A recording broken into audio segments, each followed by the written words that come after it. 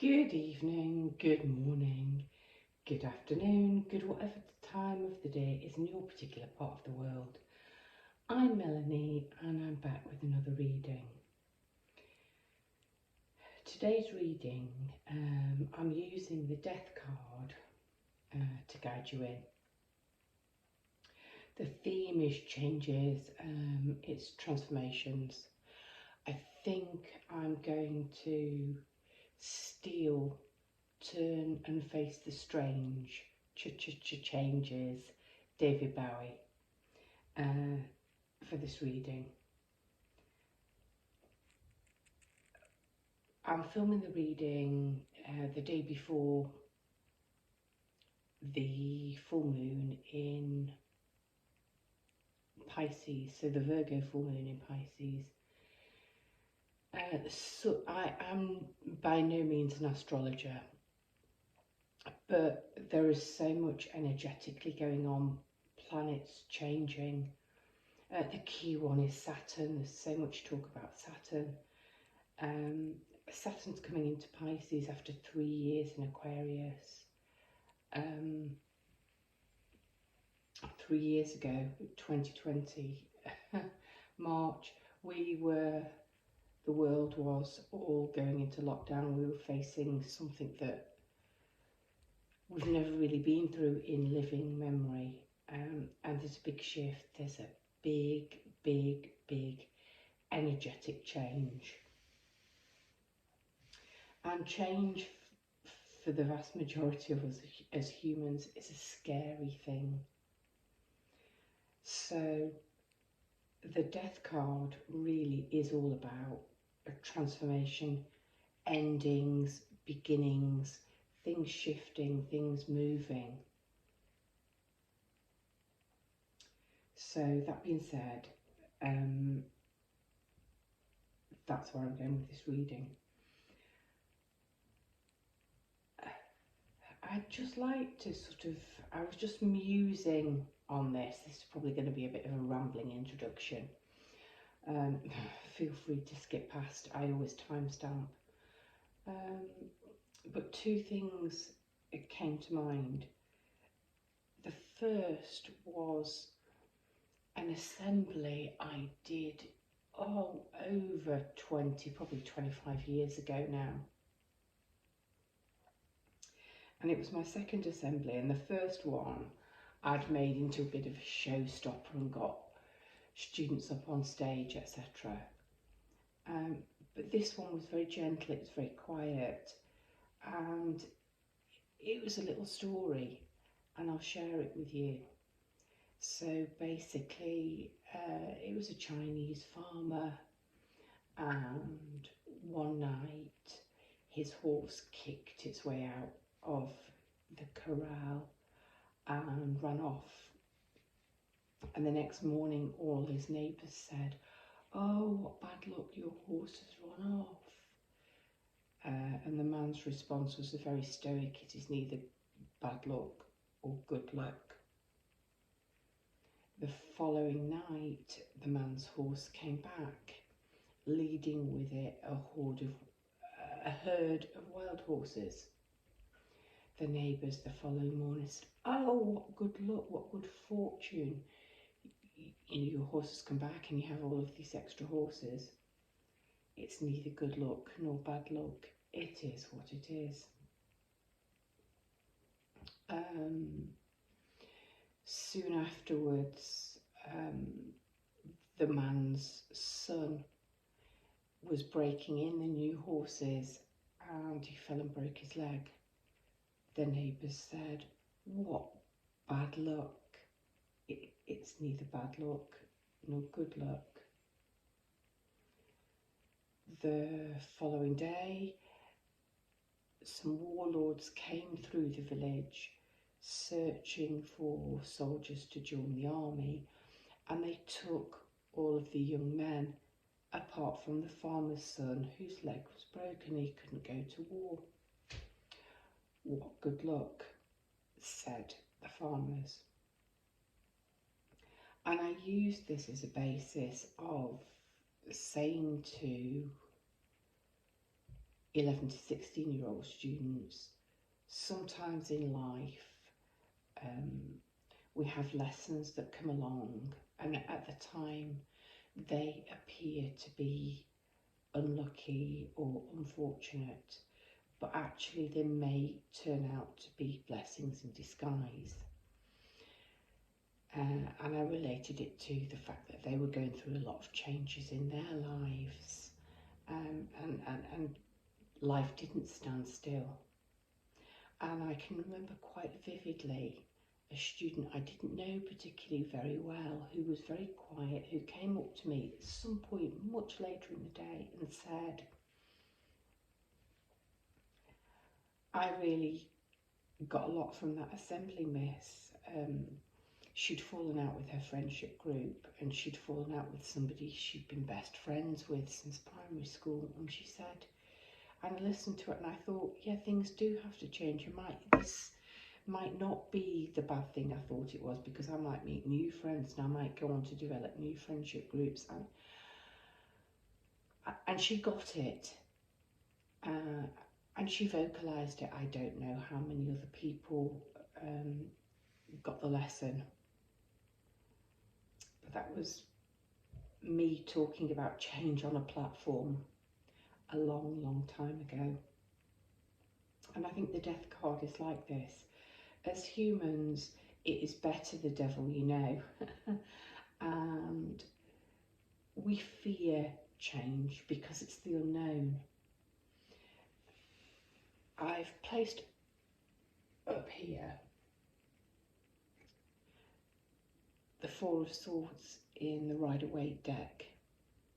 And I love the story behind this deck, and I'm sure I've told it before, but if you've not heard it, we're talking sort of medieval knights, we're talking King Arthur and the Round Table kind of times, we're talking sort of the Middle Ages. And when a knight went away to war and came back and he had survived, he would often go and lie in the chapel on his property, on his tomb,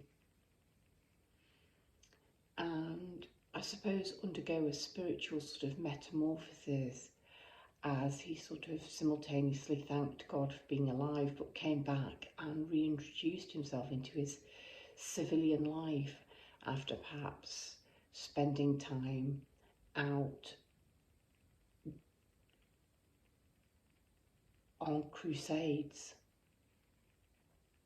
So I always feel when I look at this that this is almost like a miniature death card, because it is, I suppose, a death to that war, to that chapter, and it's a reintegration into civilian life.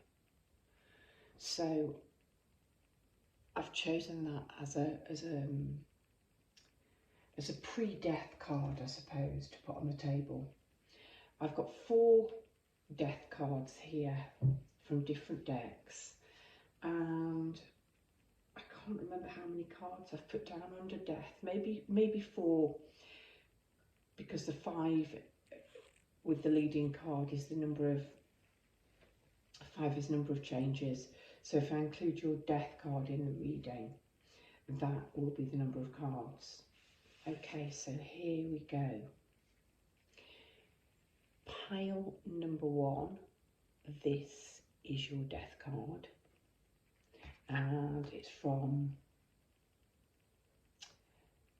the Muse Tarot. Pile number 2, this is your death card, and it's from the Tarot, the Apocalypsis Tarot, the Tarot Apocalypsis. If you have chosen this card, this is pile number 3, this is from the Good Tarot. And pile number 4, this is your death card from the Rider-Waite Smith Tarot. So choose your pile and I will meet you at your reading. Hello, pile number one. That was a long introduction, but I needed to get there.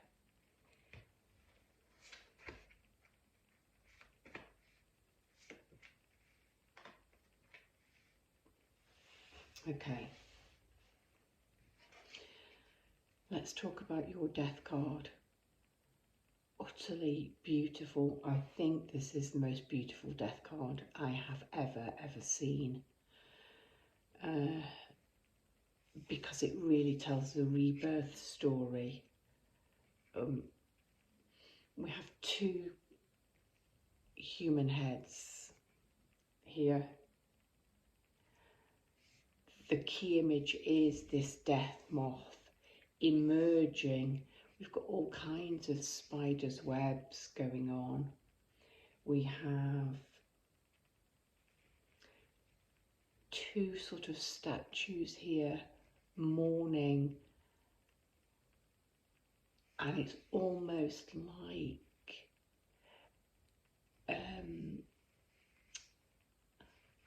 a transformation. I see this as the higher self, and it's an ascension of consciousness. The moth, when it emerges from the cocoon, is changed, and this is a really powerful change and transformation here. This is candle. Let's put that there.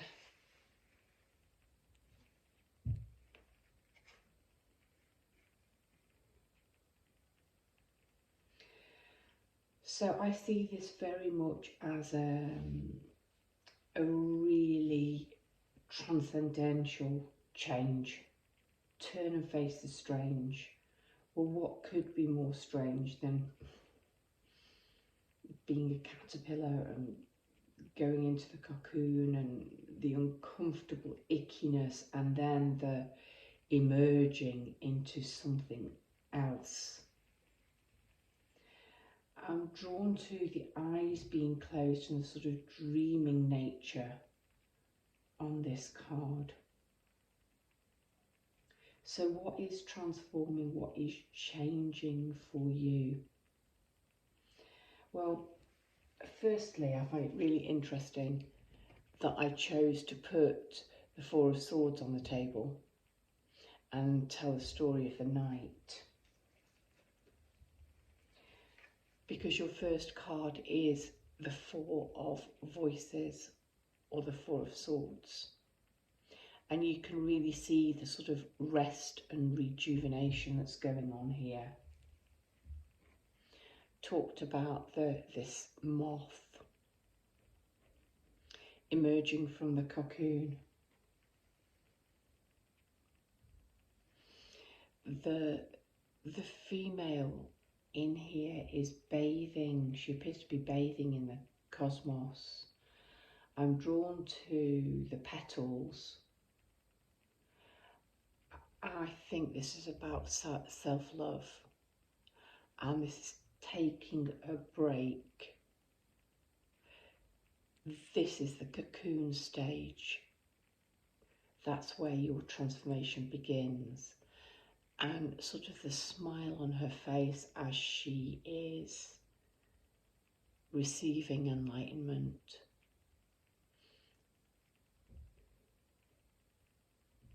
It's very beautiful. It's very personal. And you need this rest, pile number one, because next you have the Chariot. Also rays. So we've got these rays of light, higher consciousness, and the eyes which are closed. And the closed eyes on both of the female faces here. There is a star here and stars all around, but the energy is in the solar plexus. So what's changing for you during this Virgo new moon in Pisces for March, or for any time actually when you come to see this reading, because they're timeless, that's how it works, is a greater sense of empowerment. You take time out, you're emerging as this new being. You've undergone a metamorphosis, a shift, a transformation to a higher level of consciousness by resting, by taking time out, by tapping into your intuition, by this rebirth. And I think you emerge standing in much greater power. The Chariot is all about wanting to get going. It's all about drive. It's all about forward movement. The charioteer isn't driving a chariot, but she has all these tiny little cords connected to these wild horses, which are now all moving in one direction. This is, I think, the change, I think the transformation that March will bring you. Turn and face the strange. You may have felt stuck, and all of a sudden you're going to be in control and be able to move forward, and everything will be aligned. And the horses are here in the Knight of Inspiration, or the Knight of Wands. This really is fast forward movement. The Chariot is forward movement. This is really fast forward movement. This is feeling inspired. I love the fact that this night, we never see them usually in the darkness, but in the darkness we can see the fireworks, we can see the inspiration, we can see the flames, this sort of black and gold, and that we've gone for a moth, not a butterfly here. So there really is something about coming out of the darkness and feeling awakened, feeling empowered, feeling passionate, feeling excited, a real sense of joie de vivre. That is the transformation, I think, that Saturn, that the full moon, that March, that moving forward, that's what death is bringing you. It's quite a fiery, passionate rebirth. We've got swords. The Chariot is a Cancer card, so we've got water. We've got wands. Death is a Scorpio card, so more water. And finally you have the Two of Emotions. Learning to go with the flow, to dance with your emotions, to be in harmony, to be with the flow. There's something of the partnership card about this. So you might be birthing a new relationship. I'm really mindful that this might be with yourself and self-love, which might bring in possibly a new partner, but you are learning the divine dance of the universe. You are learning the flow, and it's just so easy and synchronized. The way is to move in the water because you're weightless and you don't have gravity pulling at you. The first two cards here show quite a static image, and then we are moving forward quickly, and then we are flowing. So I would like to say what this season is heralding in for you, what death is an end of feeling stuck, an end of a lot of internal work, and change and transformation. And actually, just like we can see the moth emerging here, with the Chariot we can see forward movement, we can actually see action. That's a really beautiful reading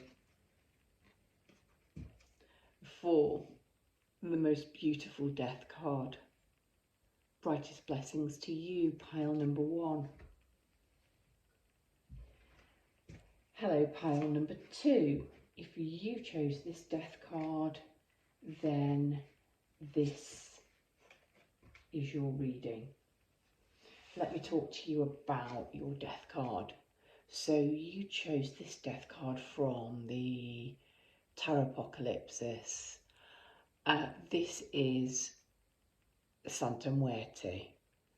I love it. It's very kitsch. It makes me smile. We've got death. We have the shroud. We have the sickle, the scythe, the skull. There are lots of candles and flowers for sort of remembrance of the ancestors. I love that this is the only female death. And she's wearing pearls and she has a few jewels. So there may be a sort of black sense of humour about this. There may be... I'm going to just hang fire and have a look at the cards.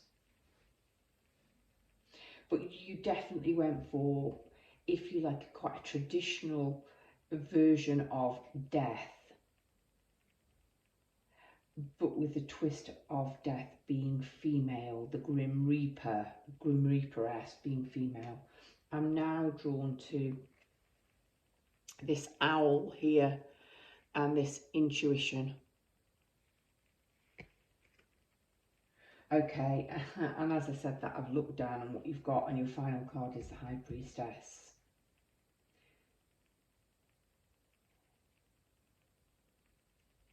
Okay, so what changes, turn and face the strange, are coming in for you with this Virgo full moon in Pisces, with Saturn moving into Pisces after 3 years. What death, what transformation, what change is coming in for you? Okay. It's pretty big. I laughed and said you might need a sort of a black sense of humour, dark comedy. Keep that in mind, because this is quite a shocking change. Your first card is the Tower. Which is sudden change, shocking change.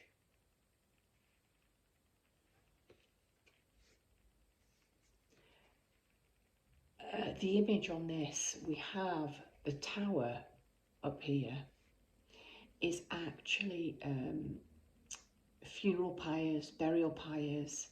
It's in India, where the bodies are burned very quickly after death. And this shaman looking figure is actually doing his inner work, sitting amongst the ashes.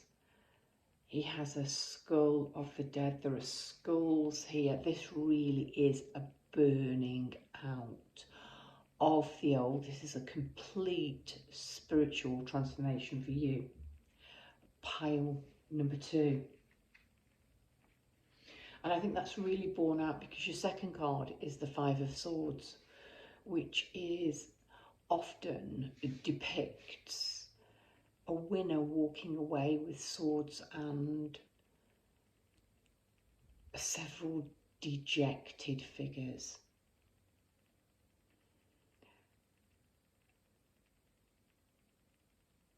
In this particular card, it's a Viking festival and it's a battle of wits.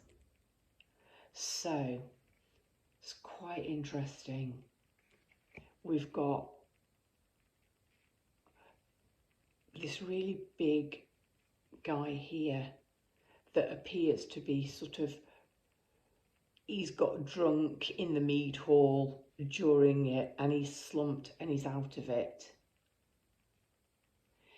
This guy seems to be cheering on and enjoying the competition, as does this guy.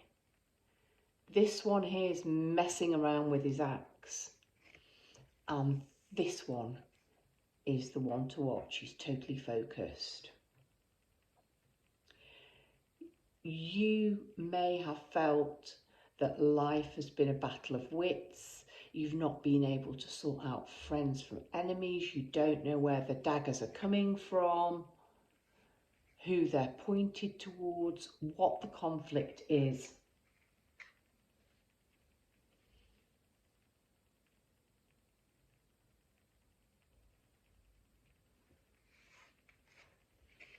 The one at the back appears to think that he's victorious. In a way, the 1, 2, 3, these 4 participants, I think, are all quite good-naturedly enjoying the competition. This person, where is he? Here, is playing to win.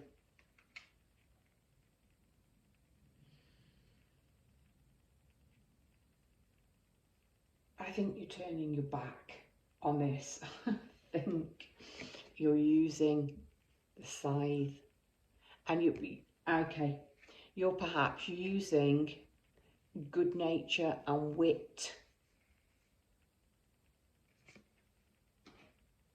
and maybe an acerbic tongue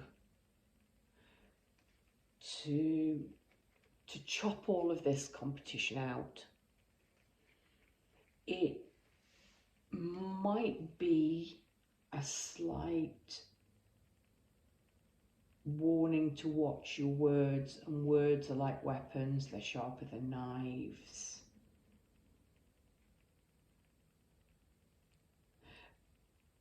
But I don't see that with the following 2 cards.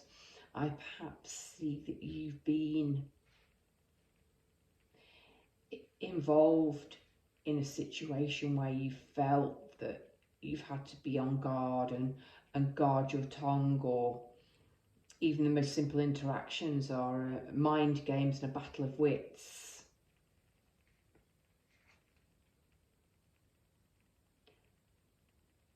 And you are saying death to that, really death to that, because these bodies are being cremated. That this is quite fierce.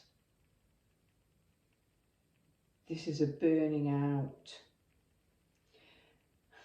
And your next card, we're in Egypt. The 3 of Wands is often waiting for your ships to come in. Well, this young pharaoh isn't waiting for his ships to come in. His ships,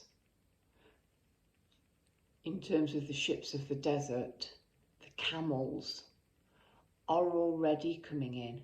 He sent them out in the 2 of Wands in this deck. We can see him sending them out, and here they are coming back, laden, absolutely laden with all kinds of goods. And there's a whole line of them silhouetted here in the sun. This is success. This is, I think, having had the courage to face your shadow side,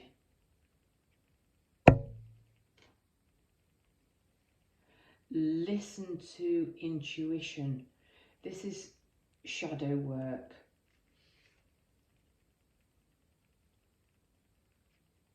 I mean, that is a truly scary tower.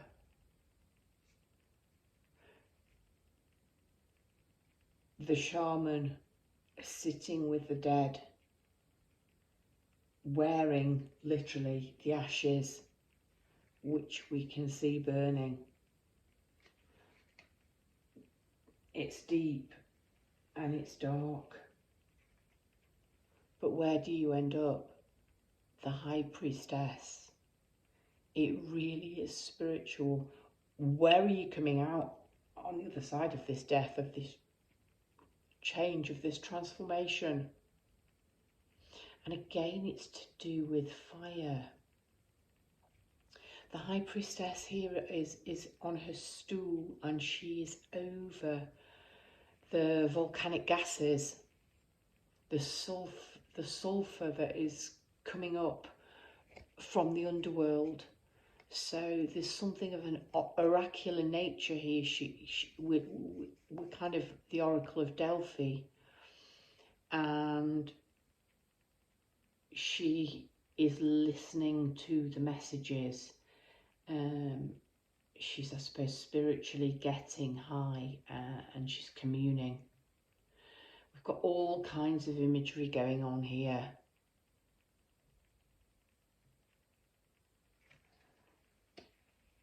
I mean, to have in the 4 cards the Tower and the High Priestess,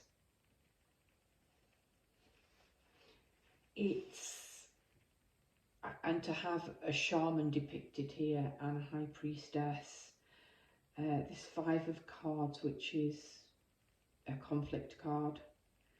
It's winning, but it's short-term winning, and you're just turning all your back on that, you're back on all the games, all the playing.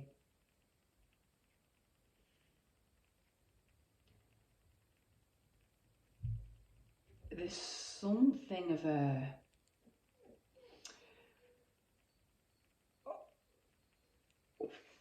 once you let that shit burn down, once you let this go, it really is a sloughing off of stuff. It's almost like a liberation, almost like I keep seeing like a gambler deciding, screw it, I'm putting all their chips on one card. And that's it. The luck turns. All your chips come in. Your intuition's firing on all cylinders. I want to put them in order. Pile number 2, if you chose this pile, this massive, massive transformation during this cycle. Brightest blessings to you, pile number 2. Hello, pile number 3.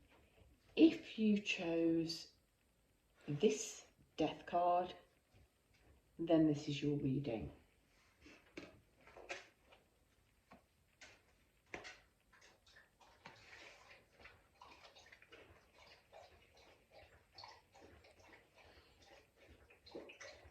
Okay, little miss. It's better you can see them. Sorry, we'll just pause and listen to Persephone gulp her drink.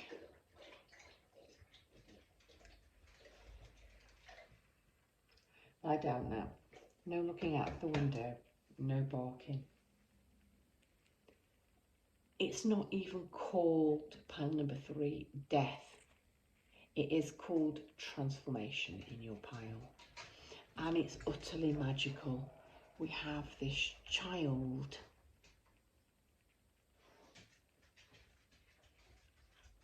opening her palms and releasing fire, releasing embers. It reminds me of blowing dandelion seed heads, and it's gentle. She's gently watching transformation as these flames, embers, spark and dance. So I think this season, the change, the transformation that's coming for you is gentle. Although having said that, I've looked down and I've seen the tower, but this is quite a gentle tower. 444, and if we add the 13 together, that's 4. So 4444. Maybe Google that number. That's an angel number. I mean, wow. In 4 cards to have 3 4s come out here. And 4 is about stability. Okay, so it is pretty gentle, which is a bit of a relief after the last pile. Okay. You've got the 4 of water or the 4 of cups. Often this is a person fairly discontent with their life, who is being offered a 4th cup and just cannot see it because they're too busy mourning over or dwelling over the 3 cups they've got. This is a really different card because we do not see the person who's lacking in the picture. All we see is spirit coming towards you, and the 4 pearls are all floating and free. And this one's just balanced on her hand and she's offering it to you. And all you have to do is take it. There is no discontentment. You just need to be open, pile number 3, to this transformation and change, and very gently just to accept what's been offered. And on the second card as well, we've got spirit, we've got this angelic fairy being coming towards you, offering you something. And we've got these 4 of Pentacles. Now, I've said that's often a card of discontent and not being able to see the 4th thing which has been offered to you. This is often called the Miser's card because the human is so busy holding on to the 3 pentacles they've already got, they can't receive what's been offered. Again, we've got no person holding on, we've got spirit, the mermaids, the fairies, the angels coming to you with their hands outstretched, offering. And the pentacles are all here for you to take. It's not about you being greedy. It's not about you holding on. It's not about you feeling this sense of lack. I'm getting a really strong message that this is about being open to receive. And I'm not going to change the order of the cards, but I am going to skip to this 4 of air. Because if you listen to the introduction, I talked about how I saw the 4 of Swords as the pre-death card, and I talked about the knight lying in his tomb as he reintegrated into civilian life. That's this card. And it's the only card. The other 2, the hands are open and spirit is offering you something. Here, it's self-love, but this is a gentle transformation. This is a gentle transition for you. It's about self-love and it's about nurture. It's okay to sort of cuddle and hold and love and embrace yourself.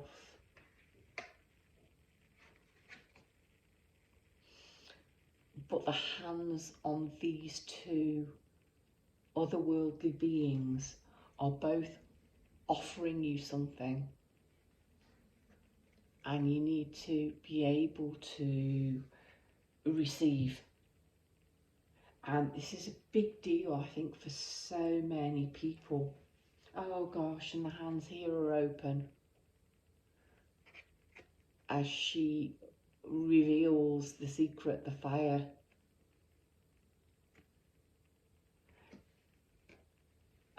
It's really important not to be closed off and not to be blocked, and to be in a receptive energy. Your tower is such an unusual tower. Normally towers are being hit by lightning bolts and people are jumping out, and it is shocking, surprising, jolting awakenings. This is so magical. It's like you can dream your castle into existence. There's a doorway or a portal here and we can see spirit, and there's another one here, and this is sort of unhewn rock, and this is what your imagination can create. It's almost like castles in the air, and that's the air. And no castles in the air are sort of dreams. But with this transformation and the magic, it's literally, I think, if you are open, if you are receptive, and if you are open to spirit, because these are spirit beings, you can create this magical, marvelous castle. You can transform your world. You can shift from what is traditionally discontent and having to hold on to your resources so tightly that you think things are lacking. But both of these cards are the opposite. Somebody, spirit, the universe is gifting you something. All you need to do is be open and receptive to dreaming, and actually this magical transformation can happen for you. So beautiful, pile number 3. It doesn't feel like a death reading at all. Turn and face the strange. What a beautifully childlike, magical, strange. Hello, pile number 4. If you chose this death image, then this is your reading.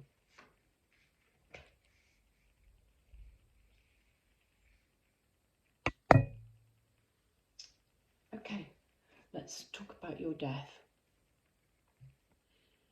So we see the skeleton Death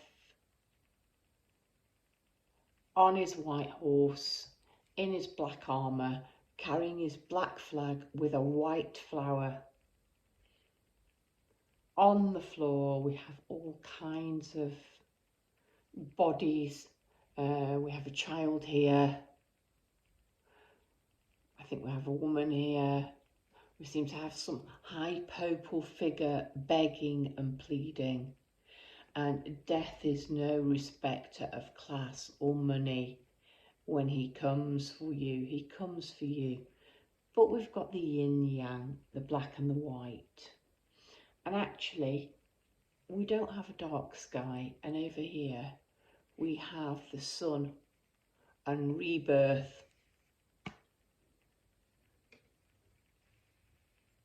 So, having faced your dark night of the soul, possibly when you've begged and pleaded against change,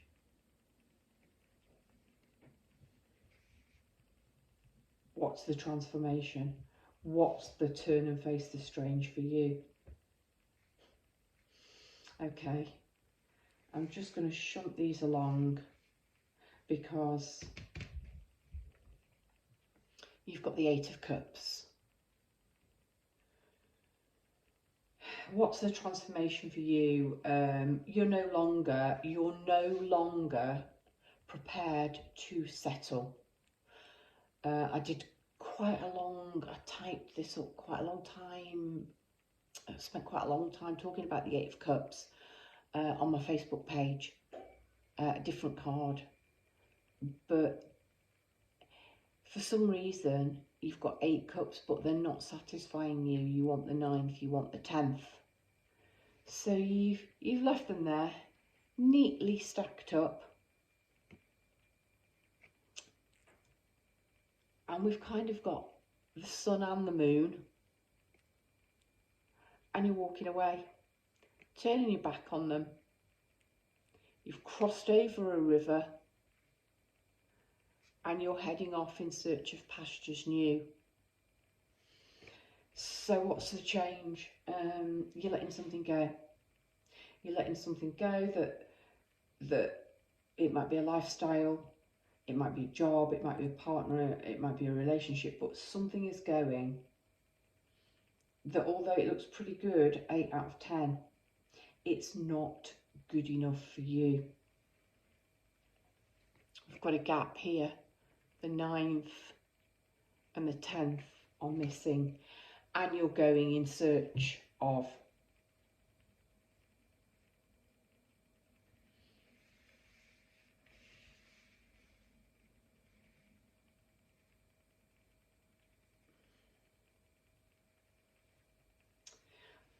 You're going in search of empowerment. This is a water card, this is a fire card. This is a water card, this is a fire card. And death is Scorpio, so that's also a water card. I think you want to balance fiery, passionate energy with emotional stability. You've got the 5 of Wands here. It's a really nice, clear depiction of a 5 of Wands. We've got 5 youths fighting with cudgels. And I think it starts as a play fight. But things which begin as a play fight,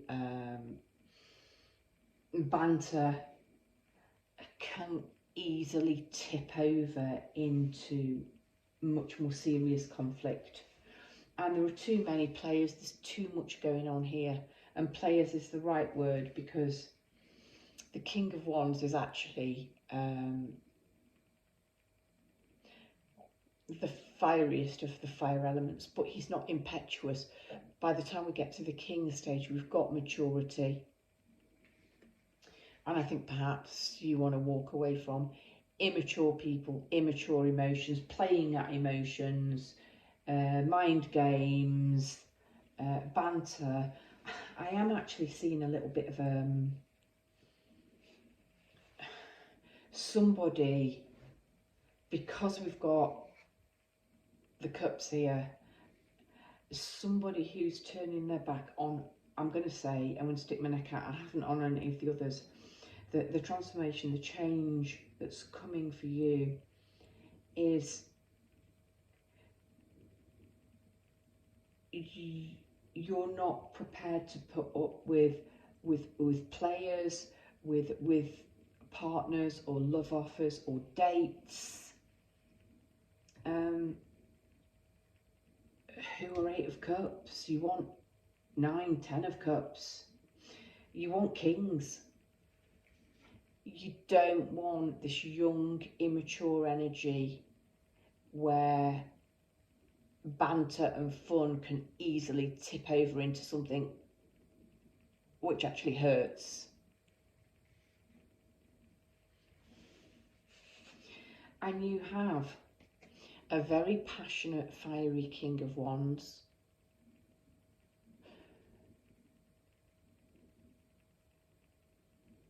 Somebody sensual, creative.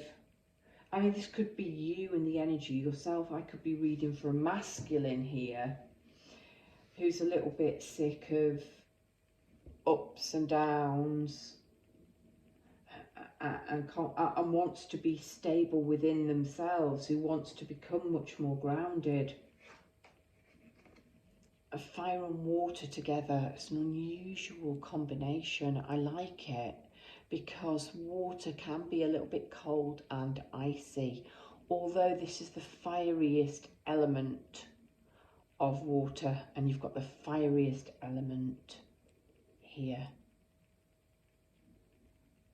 This is somebody with both feet firmly on the ground. The King of Cups is not afraid to dip his toes into the water of his emotions, but he does not allow his emotions to dominate him.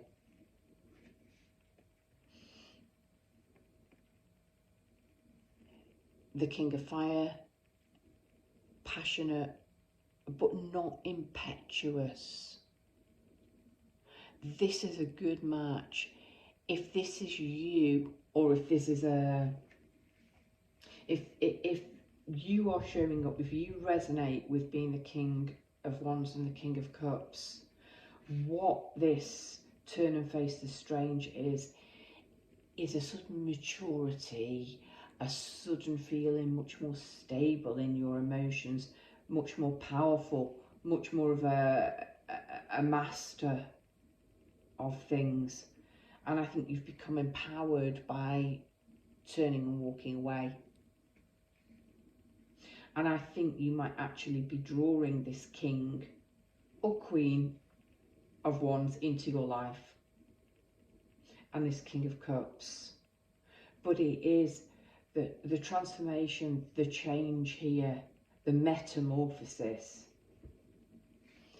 is having the courage. And once you've had your courage and put those cups down and turned your back and crossed the water to the other side and said, I don't want any more of that,